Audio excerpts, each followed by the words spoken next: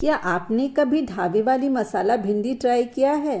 नहीं किया तो भाई ये रेसिपी तो आपके लिए ही है। एक बार अगर आपने इसे बना लिया तो ये आपकी भी फेवरेट रेसिपी बन जाएगी। तो चलिए बनाते हैं ढाबा स्टाइल मसाला भिंडी। तो यहाँ मैंने ले लिया है 250 ग्राम भिंडी। भिंडी को मैंने बहुत अच्छी तरह से वॉश कर लिया था और इसे कपड़े से पोंछ भी लिया है। तो चलिए इसे कट कर लेते हैं। तो सबसे पहले हम क्या करेंगे, इसके आगे और पीछे का पोर्शन कट कर लेते हैं और बीच में हम इसका एक स्लिट लगाएंगे। जैसे हम भरवा भिंडी बनाते समय कट लगाते हैं, बिल्कुल उसी तरह लगाना है। अगर भिंडी थोड़ी बड़ी हो तो आप इसे 2 पोर्शन में डिवाइड कर लें। तो यहाँ मैंने सारी भिंडी इसी तरह से कट करके तैयार कर लिया है। तो चलिए आगे का प्रोसेस कर लेते हैं। भिंडी को एक प्लेट में ले लेंगे और इसमें डालेंगे टेस्ट के अकॉर्डिंग नमक। तो अभी नमक बहुत ज़्यादा नहीं डालेंगे क्योंकि मसालों में भी हमें नमक डालना होगा। और साथ ही डाल देंगे 1/4 टीस्पून हल्दी पाउडर और साथ ही मैंने डाल दिया है इसमें लाल मिर्च का पाउडर। तो लाल मिर्च का पाउडर आप अपने टेस्ट के अकॉर्डिंग कम या ज़्यादा डाल सकते हैं। और साथ ही इसमें डालेंगे 2 टीस्पून बेसन। तो बेसन दोस्तों, इसमें अभी इस स्टेज पे हमें बेसन डालकर इसमें अच्छी तरह से हमें मिक्स करना है। अगर आपको लगे कि भिंडी जो है बहुत ज़्यादा ड्राई है तो आप पानी के कुछ छींटे इसमें मार सकते हैं। बहुत ज़्यादा पानी नहीं डालना है, नहीं तो ये बहुत ज़्यादा स्टिकी हो जाएगा। बस थोड़ा सा पानी के छींटे डाल दें ताकि जो बेसन जो है वो भिंडी के ऊपर अच्छी तरह से चिपक जाए। तो इस तरह से इसे अच्छी तरह से हमें मिक्स कर लेना है।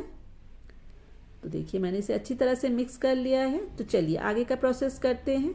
तो भिंडी को हम यहाँ करेंगे शैलो फ्राई। तो यहाँ मैंने कढ़ाई चढ़ा दी है और उसमें डाल देंगे तेल। तेल जो है इसमें थोड़ा सा अभी ज़्यादा जाएगा क्योंकि अभी हम इसे शैलो फ्राई करेंगे ताकि हमारी भिंडी अच्छी तरह से क्रिस्प हो जाए। यहाँ मैंने सरसों का तेल लिया है, आप कोई भी ऑयल ले सकते हैं। जब तेल बहुत अच्छी तरह से गर्म हो जाए तो फ्लेम को हम मीडियम कर देंगे और इसमें हम अपनी सारी भिंडी को डाल देंगे। फ्लेम जो है लो टू मीडियम ही रहेगा, बहुत ज़्यादा हाई करना नहीं है इसे, क्योंकि इसे हमें अच्छी तरह से कुक करना है ताकि ये 90% तक कुक हो जाए। इस तरह से हम सारी भिंडी इसमें डाल देंगे और अभी तुरंत इसे हम टच नहीं करेंगे। जब ये एक तरफ से थोड़े से अच्छा कलर इसमें आ जाएगा तब हम इसे पलटेंगे। जब हम इस तरह से भिंडी की सब्जी बनाते हैं तो ये बिल्कुल भी स्टिकी नहीं बनती है और साथ ही इस भिंडी की सब्जी में बेसन का टेस्ट दोस्तों बहुत ही अच्छा आता है। आप देख सकते हैं बेसन भी साथ साथ जो है वो भून रहा है। आप इसमें बबल्स देख सकते हैं। तो इस तरह से ही बेसन भी साथ साथ इसमें भून जाता है और एक बहुत ही सौंधी सी महक भी आने लगी है। तो इस तरह से भिंडी को हम अच्छी तरह से उलटते पलटते दोनों ओर से 90% तक हमें इसे कुक कर लेना है। तो चलिए इसे हम एक प्लेट में निकाल लेते हैं। तो हमारी भिंडी जो है बहुत ही कुरकुरी बनी है दोस्तों और थोड़ी भी स्टिकी नहीं है।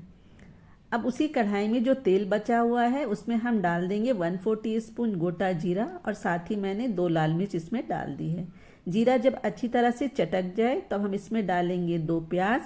प्याज को मैंने अच्छी तरह से बारीक चॉप कर लिया था। 2 प्याज डाल देंगे और इसे अच्छी तरह से हमें भूनना है जब तक कि प्याज जो हमारे गोल्डन ब्राउन कलर के ना हो जाए। प्याज को हमें यहाँ अच्छी तरह से भूनना बहुत ज़रूरी है जब तक कि इसमें एक गोल्डन कलर ना आ जाए, तभी इस सब्ज़ी का टेस्ट जो होगा बहुत अच्छा आएगा। तो फ्लेम को मैंने मीडियम ही रखा है और प्याज को हम इस तरह से भूनते जाएंगे। तो देखिए प्याज में एक अच्छा कलर गोल्डन कलर आ गया है। अब हम इसमें डाल देंगे 1 टीस्पून अदरक लहसुन का पेस्ट। तो यहाँ मैंने अदरक और लहसुन को खलबट्टे पर क्रश करके इसमें डाला है। आप चाहे तो अदरक लहसुन का पेस्ट बना अब इसमें डाल देते हैं टमाटर। तो यहाँ मैंने 2 टमाटर की प्यूरी बना के इसमें डाली है। अच्छी तरह से मिक्स कर लेंगे। तो चलिए अब कुछ मसाले इसमें ऐड कर देते हैं। तो सबसे पहले जाएगा इसमें नमक। तो नमक हमने भिंडी में भी डाला था तो अंदाज से ही डालेंगे। साथ ही डालेंगे 1/4 टीस्पून हल्दी पाउडर। 1/2 टीस्पून मैंने डाला है इसमें काश्मीरी लाल मिर्च, जिससे इसका कलर अच्छा आएगा।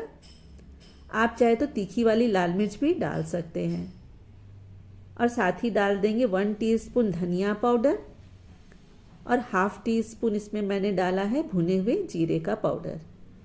इन मसालों को भी अच्छी तरह से टमाटर के साथ मिक्स करते हुए हमें कुक कर लेना है।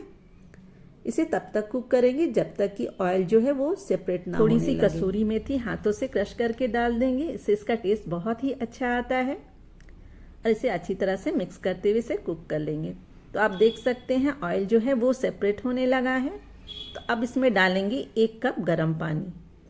आपको जितनी ग्रेवी चाहिए आप उसमें उतना पानी डाल सकते हैं। अगर आप सूखी सब्जी बनाना चाहें तो आप हाफ कप ही पानी डालें। एक बार अच्छी तरह से इसे मिक्स कर लेते हैं। अब इसमें डाल दें 1/4 टीस्पून गरम मसाला पाउडर और साथ ही 1/4 टीस्पून काला नमक। काला नमक का भी टेस्ट इसमें बहुत अच्छा आता है दोस्तों, तो काला नमक जरूर ऐड करें। अपनी भिंडी को ऐड और अच्छी तरह से इसे एक बार फ्लेम लो रहेगा। भिंडी ऐड करने के बाद इसे स्लो फ्लेम में हमें लगभग 3 से 4 मिनट तक और कुक करना है। ये सब्जी जो है वो थोड़ी सी लटपटी ही अच्छी लगती है। एक बार अच्छी तरह से इसे मिक्स कर लेंगे और कवर करके इसे 3 से 4 मिनट तक हम एकदम लो फ्लेम में इसे कुक करेंगे, ताकि जो है भिंडी में भी सारे मसाले अच्छी तरह से मिक्स हो जाएं। तो चलिए जी इसे कवर कर देते हैं।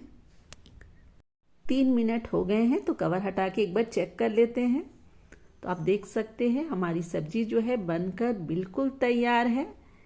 ग्रेवी की थिकनेस भी एकदम सही है। हमें इसी लटपट ही सब्जी चाहिए और भिंडी भी अच्छी तरह से मसालों में अच्छी तरह से मिक्स हो गई है। और लास्ट में इसमें डाल दे धनिया पत्ता।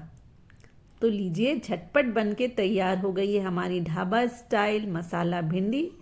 आप इसे चावल, रोटी, पराठा किसी के साथ भी सर्व कर सकते हैं। बहुत ही टेस्टी लगती है दोस्तों। तो चलिए इसे सर्व करते हैं। बच्चे बड़े सबको ये रेसिपी बहुत पसंद आने वाली है। आप इसे एक बार ज़रूर ट्राई करें। मुझे तो लगता है कि भिंडी ही एक ऐसी सब्जी है जो बच्चे बड़ों सबको पसंद आती है। आपकी क्या राय है कमेंट करके मुझे ज़रूर बताएं। तो चलिए जी हमारी भिंडी की सब्जी बनकर तैयार है। आप भी इस रेसिपी को ट्राई करें दोस्तों। आपको ये रेसिपी कैसी लगी कमेंट करके मुझे ज़रूर बताएं। आपका फीडबैक मेरे लिए बहुत मायने रखता है। तो जल्द ही मिलूंगी फिर से एक नए रेसिपी के साथ। Till then good bye.